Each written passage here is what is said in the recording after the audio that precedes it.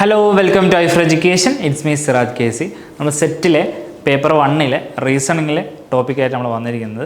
ഇന്നത്തെ ടോപ്പിക് എന്ന് പറഞ്ഞാൽ സീറ്റിംഗ് അറേഞ്ച്മെൻ്റ് ആണ് അല്ലേ. നമുക്ക് കാണാൻ പറ്റില്ലേ, പല ക്വസ്റ്റ്യൻ പേപ്പറിൽ നമുക്ക് കാണാൻ പറ്റും സീറ്റിംഗ് അറേഞ്ച്മെൻറ്റ് അല്ലേ. എയും ബിയും സിയും ഡിയും ഒക്കെ വന്നിട്ട് ഒന്നെങ്കിൽ എയുടെ ബാക്കിലായിരിക്കും, അല്ലെങ്കിൽ എയുടെ ലെഫ്റ്റ് ആയിരിക്കും, ബിയുടെ റൈറ്റ് ആയിരിക്കും. ആ രീതിയിലുള്ള കുറേ ചോദ്യങ്ങൾ നമുക്ക് സീറ്റിംഗ് അറേഞ്ച്മെൻറ്റിൽ കാണാം. അല്ലെങ്കിൽ സർക്കിളിൽ ഇരുന്നിട്ട് ഫേസ് ടു ഫേസ് ഇരിക്കുന്നുണ്ടാവും. അതിൽ എ എന്ന് പറഞ്ഞാൽ ബിയുടെ തൊട്ടടുത്തായിരിക്കാം, അല്ലെങ്കിൽ ബിയുടെ ശേഷമായിരിക്കും, അല്ലെങ്കിൽ ബിയുടെ ഓപ്പോസിറ്റ് ആയിരിക്കും. ആ രീതിയിലുള്ള ചോദ്യങ്ങളൊക്കെ നമുക്ക് പ്രതീക്ഷിക്കാവുന്നൊരു ഏരിയയാണ് സീറ്റിംഗ് അറേഞ്ച്മെൻറ്റ് എന്ന് പറഞ്ഞാൽ.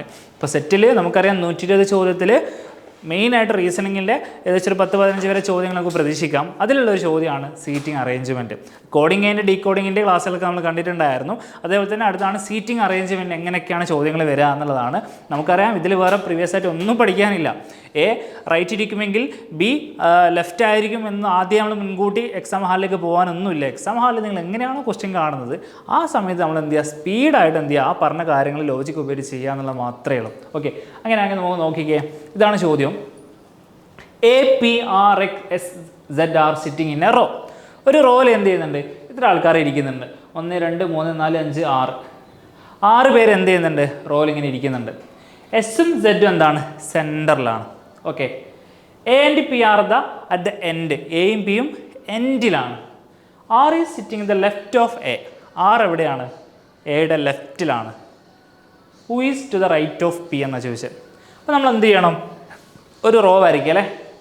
ഒരു റോ ഒന്ന് വരച്ച് നോക്കാം. ആകെ എത്ര പേരാണ്, 6 പേരാണ് അല്ലേ. ഒരാളായി, 2 3 4 5 6 പേര് ഇവിടെ ഇങ്ങനെ ഇരിക്കുന്നുണ്ട്.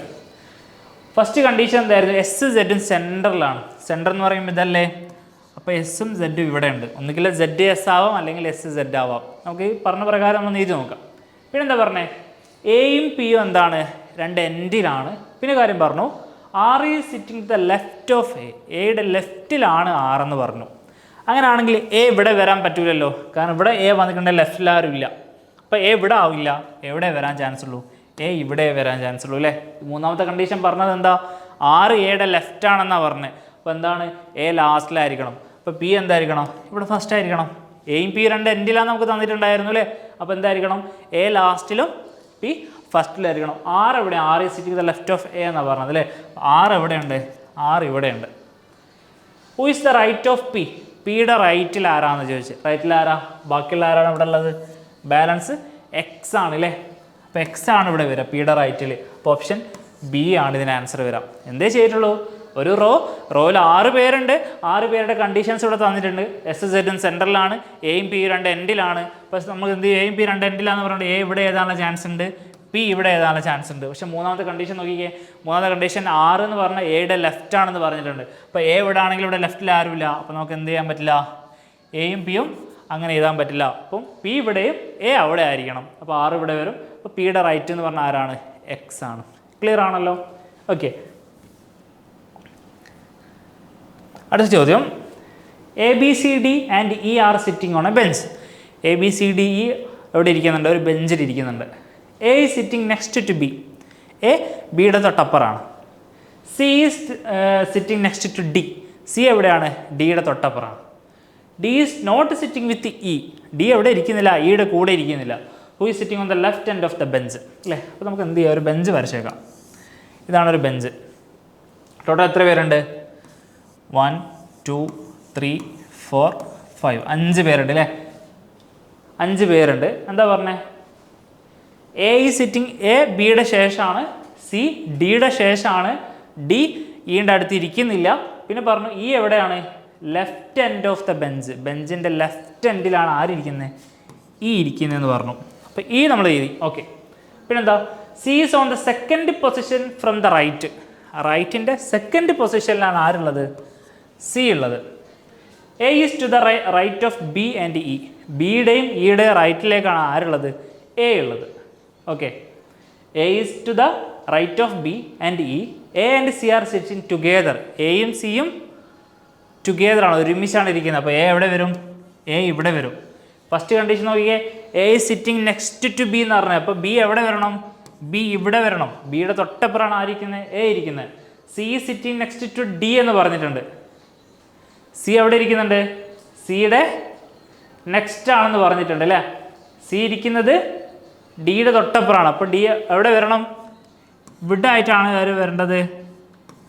ഡി വരേണ്ടത് അല്ലേ? ഓക്കെ. പിന്നെ പറഞ്ഞെന്താ? C is on the second position from the right. റൈറ്റിൽ നിന്ന് സെക്കൻഡ് പൊസിഷനിലാണ് ആരുള്ളത്? സി ഉള്ളത്. A is to the right of B ആണ്, ആൻഡ് ഇ ആണ്, and A and C are sitting together ആണ്. എയും സിയും ടുഗെദർ ആണെന്ന് പറഞ്ഞിട്ടുണ്ട്. ഓക്കെ. അങ്ങനെയാണെങ്കിൽ ഡി ഇവിടെ വരണം നിർബന്ധമൊന്നുമില്ല അല്ലേ? എന്തൊക്കെയാണ് പറഞ്ഞത്? ഈ കണ്ടീഷനൊക്കെ എഴുതി. ഫസ്റ്റ് ഇ എഴുതി, പിന്നെ എന്ത് പറഞ്ഞു? സി എന്ന് പറഞ്ഞ സെക്കൻഡ് പൊസിഷനിലാണെന്ന് പറഞ്ഞത്. അവസാനത്തിന് തൊട്ടിപ്പുറമാണ് ആര് പറഞ്ഞത്? സി എന്ന് പറഞ്ഞത്. പിന്നെ പറഞ്ഞെന്താ? എ എന്ന് പറഞ്ഞാൽ ബിയുടെ തൊട്ടപ്പുറമാണെന്ന് പറഞ്ഞിട്ടുണ്ട്. പിന്നെ ആകെയുള്ള ഒരു പൊസിഷൻ ഇവിടെയാണ്. ഇവിടെയാണ് ആര് വരാൻ ചാൻസ് ഉള്ളത്? ഡി വരാൻ ചാൻസ് ഉള്ളത്. ഡി എന്ന് പറഞ്ഞാൽ എന്തായാലും C is sitting next to D എന്നാ, ഡിയുടെ തൊട്ടപ്പുറം എന്നാ. ഒന്നെങ്കിൽ അങ്ങോട്ടാവാം അല്ലെങ്കിൽ ഇങ്ങോട്ടാവാം. പക്ഷെ ഇവിടെ എന്താണ്? ഡിയുടെ തൊട്ടിപ്പുറമാണ് വരുന്നത്. ക്വസ്റ്റ്യൻ നോക്കിക്കേ. Question in which position A is sitting എന്നാണ് ചോദിച്ചത്. എ എവിടെ ഇരിക്കുന്നത്? ബിയുടെയും സിയുടെ ഇടയിലല്ലേ? ബിറ്റ്വീൻ ബി ആൻഡ് സി ആണല്ലേ? ഓപ്ഷൻ ബി ആണ് ഇതിൻ്റെ ആൻസർ വരാം. ഓക്കെ. എന്തൊക്കെയാണ് നമ്മൾ ചെയ്തത്? ഒന്നുകൂടെ പറയാം. ഒരു ബെഞ്ചുണ്ട്. ആ ഒരു ബെഞ്ചിൽ ഇത്രയും കണ്ടീഷൻ നോക്കുന്ന സമയത്ത് ഇ ആണ് ആ ബെഞ്ചിൻ്റെ ലെഫ്റ്റിൽ വരുന്നത്. ഇവിടെയാണ് ഇ വരുന്നത്. ഓക്കെ. പിന്നെ പറഞ്ഞെന്താ? സി വരുന്നത് ഇവിടുത്തെ തൊട്ടിപ്പുറം ഇവിടെയാണ് സി വരുന്നത് പറഞ്ഞല്ലേ? റൈറ്റിൻ്റെ സെക്കൻഡ് റൈറ്റ് ആണെന്ന് ആര് പറഞ്ഞത്? സി വരുന്നത്. ഓക്കെ. എയും സി ഒരുമിച്ചായിരിക്കുന്നതെന്ന് പറഞ്ഞിട്ടുണ്ട്. എയും സി ഒരുമിച്ചായിരിക്കുന്നത്. അപ്പോൾ ബി എവിടെ ആവണം? ബി ഇവിടെ വരാനേ ചാൻസ് ഉള്ളൂ. കാരണം എന്താ? എ എന്ന് പറഞ്ഞാൽ ബിയുടെ തൊട്ടടുത്ത് ഒന്നെങ്കിൽ അപ്പുറം അല്ലെങ്കിൽ ഇപ്പുറം ആവാം. പക്ഷെ ഇപ്പുറം ഓൾറെഡി സി വന്നതുകൊണ്ട് ബി എവിടെ വരാൻ ചാൻസ് ഉള്ളൂ? ഇവിടെ വരാൻ ചാൻസ് ഉള്ളൂ. പിന്നെ ബാക്കിയുള്ള ബാലൻസ് ആരാണ്? ഡി ആണ്. ഡി എവിടെ വരാം? ഡി ഇവിടെയാണ് വരിക. നമ്മൾ ചോദിച്ചെന്താ? എ എവിടെ ഇരിക്കുന്നത്? എ എവിടെ ഇരിക്കുന്നത്? ബിയുടെയും സിയുടെ ഇടയിലല്ലേ? അപ്പോൾ ഓപ്ഷൻ ബി ആണ് ഇതിൻ്റെ ആൻസർ വരാം. ഓക്കെ. അടുത്ത question. 5 girls are sitting on a bench to be photographed. Seema is to the left of Rani and to the right of Bindu. Mary is to the right of Rani. Rita is between Rani and Mary. അങ്ങനെ കുറേ ഒരു കുഴപ്പിക്കുന്ന രീതിയിലൊക്കെ ചോദിച്ചു. പക്ഷെ ഒന്നുമില്ല. ആ ഒരു logic അല്ലെങ്കിൽ എന്താണ് പറഞ്ഞതെന്നുള്ളതെന്ന് വരച്ച് നോക്കിയാൽ നമുക്ക് കിട്ടാവുന്നേ ഉള്ളൂ. 4 ചോദ്യം ഇവിടെ ഉണ്ട്. Who is sitting immediate right to Reetha? റീതയുടെ തൊട്ടടുത്ത് റൈറ്റിലേക്ക് ഇരിക്കുന്ന ആരാണ്? Who is in the middle of the photograph? ഫോട്ടോഗ്രാഫിന് മിഡിൽ ഇരിക്കുന്ന ആരാണ്? Who is second from the right? റൈറ്റിൽ നിന്ന് സെക്കൻഡ് ആരാണ്? Who is second from the left in photograph? ലെഫ്റ്റിൽ നിന്ന് സെക്കൻഡ് ആയിട്ടുള്ള ആരാണ്? അപ്പോൾ എന്ത് ചെയ്യണം? നമ്മൾ ഒന്ന് വരച്ച് നോക്കണം അല്ലേ? ഒന്ന് വരച്ച് നോക്കാം. ഒരു ഫോട്ടോഗ്രാഫാണ് അല്ലേ? ഒരു ബെഞ്ചിലാണ് ഇരിക്കുന്നത്. അപ്പോൾ നമ്മൾ എന്ത് ചെയ്യുന്നു? ഒരു ബെഞ്ച് വരച്ചു. എത്ര പേരുണ്ട്? 5 ഗേൾസ് ഉണ്ട് അല്ലേ? അപ്പോൾ 5 പേരുണ്ട്. 2, 3, 4, 5 ടോട്ടൽ 5 പേരുണ്ട്. എന്തൊക്കെയാണ് പറഞ്ഞത്? Seema is to the left of Rani. റാണിയുടെ ലെഫ്റ്റിലാണ് ആര് വരുന്നത്? സീമ വരുന്നത്. ഒരു condition. And to the right of Bindu. ബിന്ദുവിൻ്റെ റൈറ്റിലും. Mary is to the right of Rani. Mary എവിടെയാണ്? റാണിയുടെ റൈറ്റിലാണ്. Reetha between Rani and Mary. നമുക്ക് എന്ത് ചെയ്യാം? ആ 5 പേരിന് പകരം റാണിയും മേരിയും എന്ന് വരച്ച് നോക്കാം. ഇത് റാണിയാണ്, ഇത് മേരിയാണ്. ഓക്കെ. റാണിയുടെ മേരിയുടെ ഇടയിലാണ് ആര് വരുന്നത്? റീത്ത വരുന്നത്. ഓക്കെ. അപ്പോൾ ഇവിടെ ആര് വന്നു? റീത്ത വന്നു. ഓക്കെ. പിന്നെന്താ? Seema is to the left of Rani. റാണിയുടെ ലെഫ്റ്റിലാണ് സീമ വരുന്നത്. അപ്പോൾ എവിടെ വരും സീമ? ഇവിടെ സീമ വരും. പിന്നെന്താ? എൻ്റെ റൈറ്റ് ഓഫ് ബിന്ദു. ബിന്ദുവിൻ്റെ റൈറ്റ് ആണ് അല്ലേ? അപ്പോൾ ബിന്ദു എവിടെ വരണം? ബിന്ദു ഇവിടെ വരണം. Okay. Mary is to the right of Rani. റാണിയുടെ റൈറ്റിലാണ് മേരി വരുന്നത്. അത് ഓക്കെയാണ്. Okay. Reetha between Mary and Rani. Clear ആണല്ലോ? അപ്പോൾ ഫസ്റ്റ് ആര് വന്നു? ബിന്ദു വന്നു, പിന്നെ സീമ വന്നു, പിന്നെ റാണി വന്നു, റീത്ത വന്നു, മേരി വന്നു. ഓക്കെ. അങ്ങനെയാണെങ്കിൽ ഒന്ന് നോക്കിക്കേ. നമ്മൾ ചോദിച്ച ചോദ്യങ്ങൾ ഏതൊക്കെയായിരുന്നു? ചോദിച്ച ചോദ്യങ്ങളൊക്കെ ഏതായിരുന്നു? Who is sitting immediate right to Reetha? റീത്തയുടെ തൊട്ട റൈറ്റിൽ ഇരിക്കുന്ന ആരാ? തൊട്ട റൈറ്റിൽ ഇരിക്കുന്ന ആരാണ്? മേരി ആണല്ലേ? നമ്മൾ വരച്ച സമയത്ത് നമുക്ക് എന്ത് കിട്ടി? റീതയുടെ തൊട്ടടുത്തിരിക്കുന്ന റൈറ്റിലേക്ക് ഇരിക്കുന്ന ആരാണ്? മേരി ആണെന്ന് കിട്ടി. ഓക്കെ. പിന്നെന്താ? Who is in the middle of the photograph?